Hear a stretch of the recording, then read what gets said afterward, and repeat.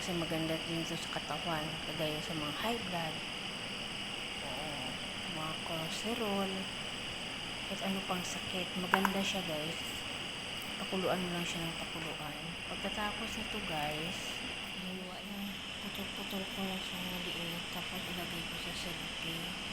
Dukdukin. Yan. Yan din yung silke.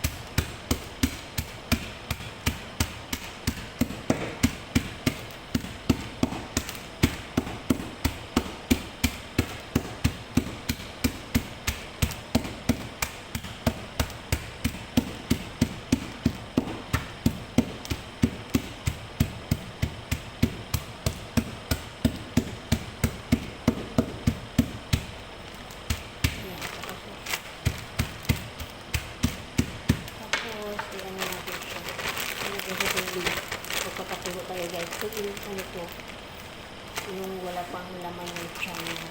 Parang sarap. Tsaka paggabi din ganun bago ka matulog. Inom ka ng isang baso ng tubig. Papakuluan natin.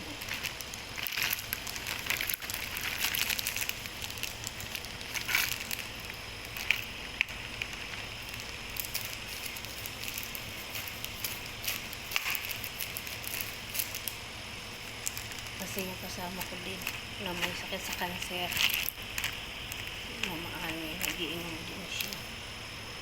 Ayan, pakukuluan natin guys. Ayan siya, kulo-kulo. Ayan, pakuluin na natin ang pakuluin.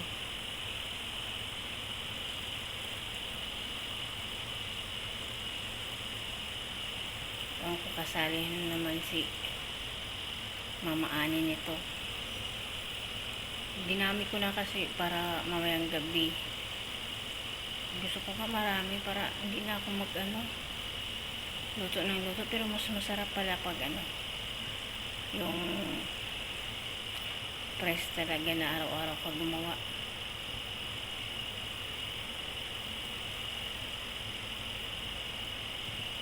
Para yung buong katawan mo wala yung sakit pag nag-inom ka nito.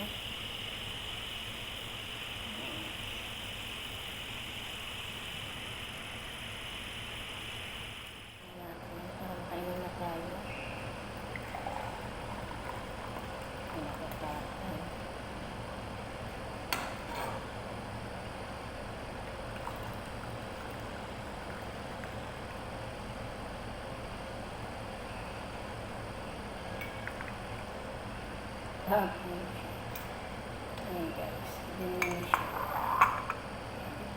Ayan. Ayan siya. Ganyan siya guys. Isang baso ganito pag umaga. Hindi ka pa nakakain na. Tapos pag gabi bago matulog. Ito din ang gagawin mo. Please and like and share guys. Maraming salamat.